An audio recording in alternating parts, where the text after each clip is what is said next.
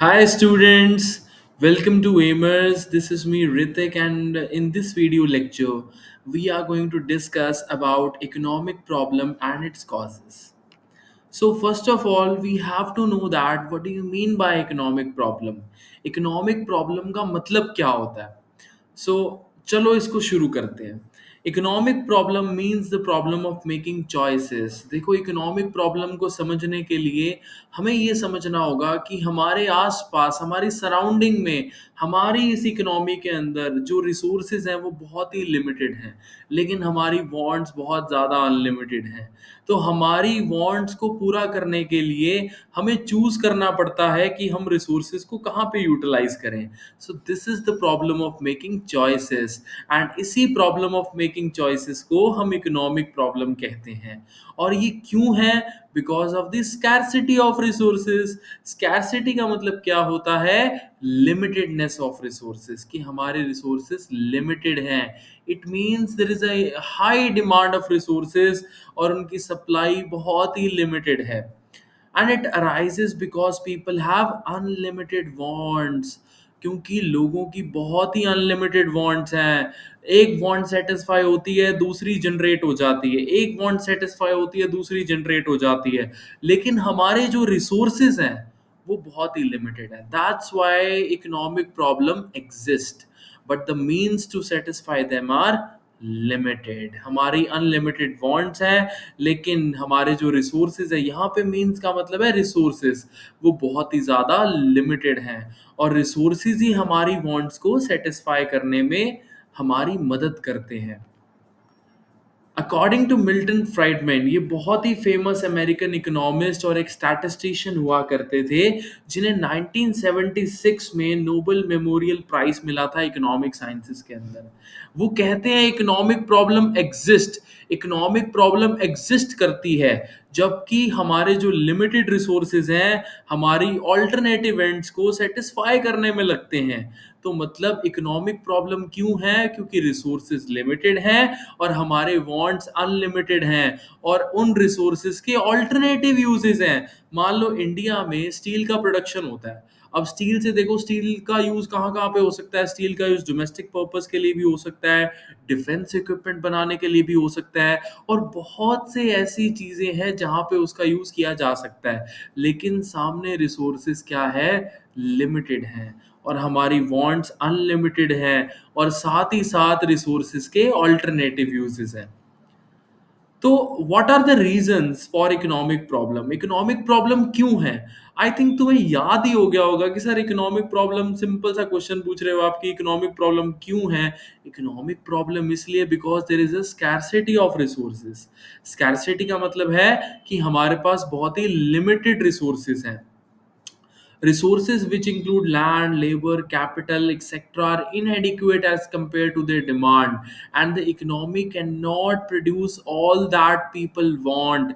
एक इकोनॉमी वो सब नहीं प्रोड्यूस कर सकती जो लोग चाहते हैं। This is the fundamental cause of the existence of economic problem in all economies. Her economy, चाहे वो किसी भी तरह की इकोनॉमी हो, चाहे वो कैपिटलिस्टिक इकोनॉमी हो, चाहे वो सोशलिस्टिक इकोनॉमी हो, ये हम नेक्स्ट वीडियो लेक्चर में डिस्कस करेंगे कि कितने तरह की इकोनॉमी होती है। ठीक है, तो कोई भी इकोनॉमी हो वहां पे ये बेसिक फंडामेंटल कॉज है इकोनॉमिक प्रॉब्लम का, that is the scarcity of resources. What do you mean by scarcity? Scarcity is the universal and applies to every individual, organization, and country. If the resources were not scarce, there would have been no economic problem.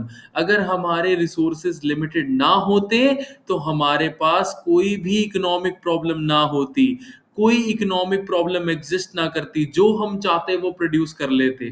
But ऐसा नहीं है, क्योंकि हमारे पास resources क्या है? Limited है। और ये जो स्कैरसिटी की जो एक थ्योरी है, ये हर जगह काम करती है। हर जगह पे रिसोर्सेज लिमिटेड है। चाहे वो आपके घर में पैसा है तो वो भी लिमिटेड है, वो अनलिमिटेड नहीं है।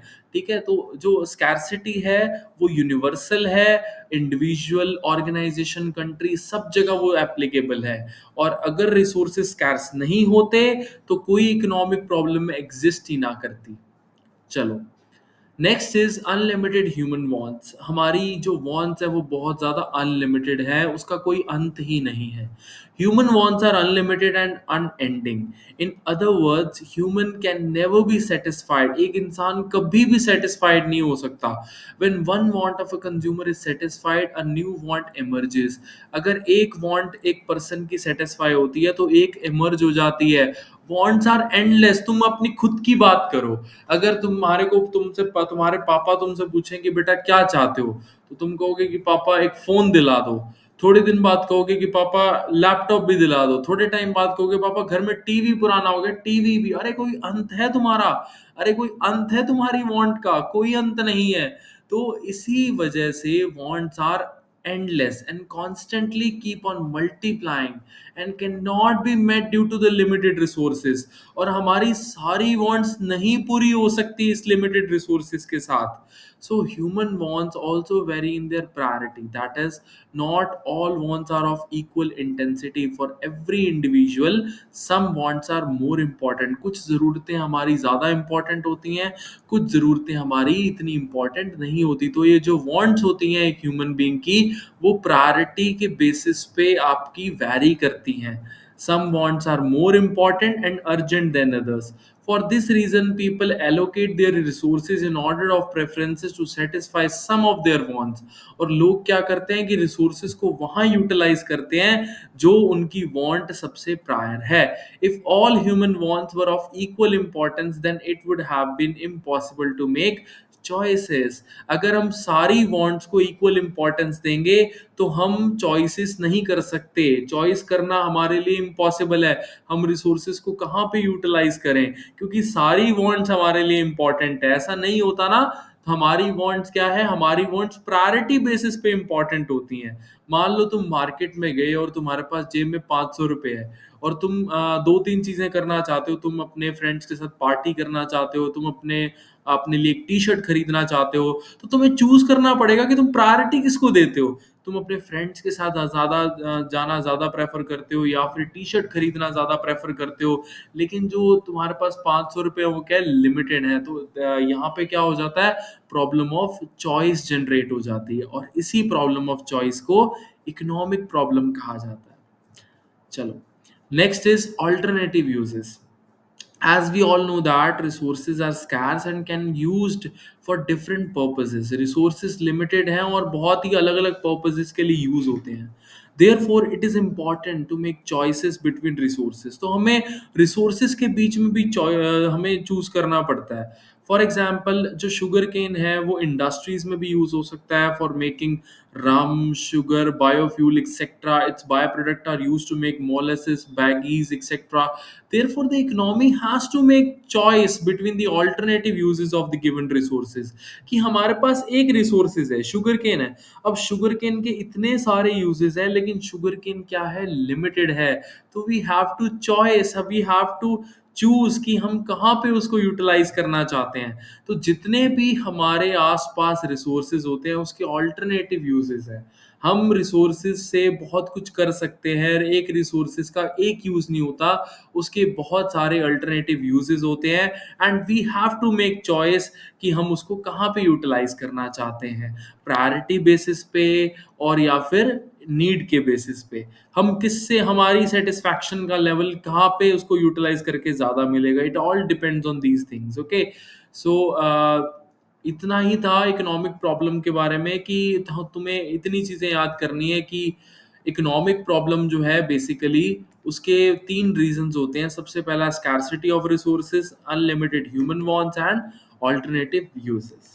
So thank you so much for watching this video and आप हमें इंस्टाग्राम पे फॉलो कर सकते हैं amos.in से। एंड हमारे यूट्यूब चैनल को सब्सक्राइब कर दीजिए सो दैट आपको ऐसी ही कॉन्सेप्चुअल वीडियो आने वाले टाइम के अंदर मिलती रहे। Thank you so much.